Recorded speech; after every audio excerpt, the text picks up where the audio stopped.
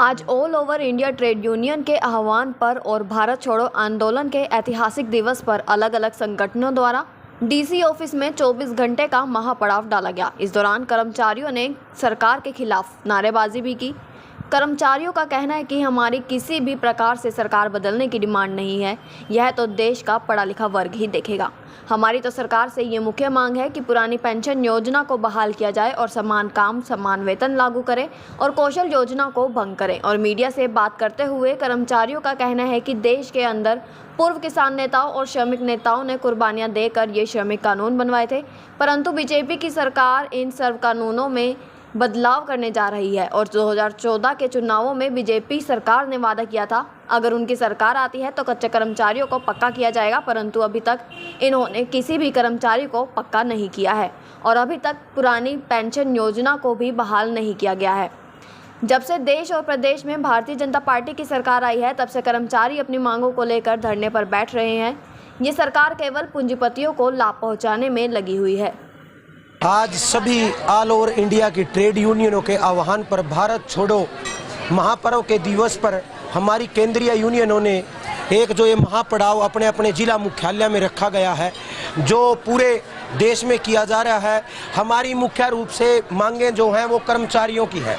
हमारी कोई किसी प्रकार की सरकार को बदलने की या कोई मांग डिमांड नहीं है। ये जनता ने देखना है, ये पढ़ा लिखा वर्ग है। पढ़ा लिखा वर्ग है तभी तो सरकारी नौकरी में आया है। ये अब आपकी मीठी चुपड़ी बातों के बीच में नहीं आने वाला है। इसमें मुख्य रूप से जो हमारी मांगे हैं, जैसे हमारे पूर्व वक्ताओं ने बताया, मुख्य रूप से पुरानी पेंशन को बहाल करना, समान काम समान वेतन लागू करना, न्यूनतम वेतन लागू करना, कौशल रोजगार को भंग करना और सभी विभागों में जितने भी कच्चे कर्मचारी, चाहे वो 1 दिन से लगा है चाहे वो 10 साल से लगा है, उनको एक ऐसी पॉलिसी बनाई जाए जैसे अदर राज्यों में बनाई जा रही है, ऐसे हरियाणा सरकार में इंडिया में भी बनाई जाए कि ये जो कर्मचारी टेक्निकल जॉब में इनको 2-2 साल 4-4 साल 10-10 साल हो चुके हैं, इनको पक्का करने का काम किया जाए।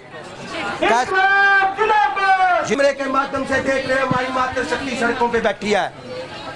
इस सरकार से ये पूछना चाहता हूं, इनकी मांग को सुने, ये क्या चाहते हैं।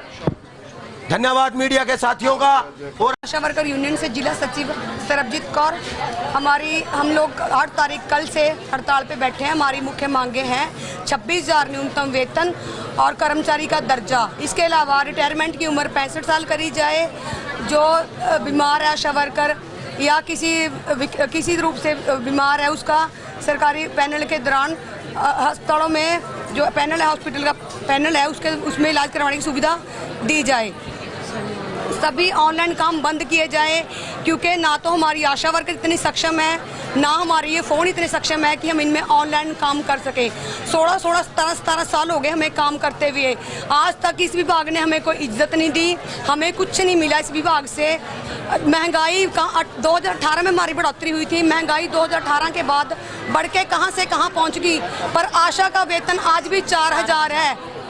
आज 4000 के अलावा आशा को कुछ नहीं मिलता। और हमारा जो विभाग है हमारी मांगें मानने के लिए तैयार नहीं है। हमने कोरोना में बहुत ज़्यादा आगे आके काम किया है। WHO ने भी हमें कोरोना योद्धा ग्लोबल हेल्थ लीडर का अवार्ड दिया है, पर हमारे विभाग हमें हमारी वो इज्जत नहीं करता। हमें कुछ नहीं मिल रहा, क्योंकि वो लोग हमें हमारा हक देना ही नहीं चाहते।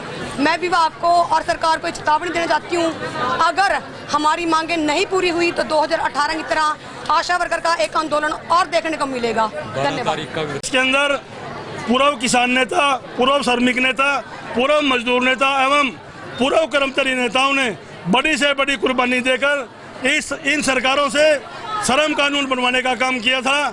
न्यूनतम वेतनमान 26 रुपये दिलवाने की बात की थी। एसग्रेसिया नीति लागू की गई थी, लेकिन मौजूदा भारतीय जनता पार्टी की सरकार देश व प्रदेश में श्रम कानूनों में बदलाव करने जा रही है। 4 लेबर कोड समाप्त करने जा रही है। 26,000 रुपये न्यूनतम वेतनमान देने का नाम तक नहीं ले रही। यहाँ तक कि 2014 में जब भारतीय जनता पार्टी की सरकार सत्तासीन हुई, उस समय वादा किया गया था यदि देश व प्रदेश में भारतीय जनता पार्टी की सरकार आई, सभी प्रकार के कच्चे कर्मचारियों को एक कलम से पक्का किया जाएगा, पंजाब के समान वेतनमान दिया जाएगा, सभी कर्मचारियों पर पूर्ण रूप से कैशलेस मेडिकल सुविधा लागू की जाएगी। 1995 की पुरानी ग्रेशिया नीति लागू की जाएगी, लेकिन पुरानी पेंशन स्कीम बहाल की जाएगी। आदि आदि मांगों को कर्मचारियों के बीच में लाकर खड़ा किया और कर्मचारियों ने इनकी बातों पर विश्वास करते हुए गलती से देश व प्रदेश में भारतीय जनता पार्टी की सरकार का गठन किया। लेकिन जब से सत्ता संभाली हुई तब से प्रदेश की सरकार व देश की सरकार कर्मचारी विरोधी नीतियां लागू करने पर उतारू है। इस देश के बड़े बड़े पूंजीपति धनाढ्य लोगों के इशारे पर आज देश की सरकार चल रही है। केवल मात्र आज देश की सरकार आपसी भाईचारे को खराब करने पर तुली हुई है। चाहे वो जाट नॉन जाट का मैटर ले लीजिए, चाहे हिंदू मुसलमान का मैटर ले लीजिए, चाहे मजहबी और सिख का मैटर क्यों न ले लीजिए। आज इस प्रदेश की सरकार को, इस देश की सरकार को, इस देश के आम नागरिक से कोई लेना देना नहीं है। अभी 4 दिन पहले इस प्रदेश का मुख्यमंत्री मनोहर लाल खट्टर कह रहा था हरियाणा सरकार एक एक आदमी की सुरक्षा नहीं करती। मैं आपके माध्यम से कोई अपील दलील नहीं, साफ शब्दों में चेतावनी देता हूँ, या अगर आपके बस की बात नहीं मनोहर लाल खट्टर इस कुर्सी से नीचे इस्तीफा देकर नीचे आ जाए, नहीं तो आने वाले 2024 के चुनाव में जिस प्रकार कर्नाटक की जनता ने आपको नकारा है, हरियाणा प्रदेश और देश से भी आपको धक्के मारकर बाहर निकालने का काम किया जाएगा।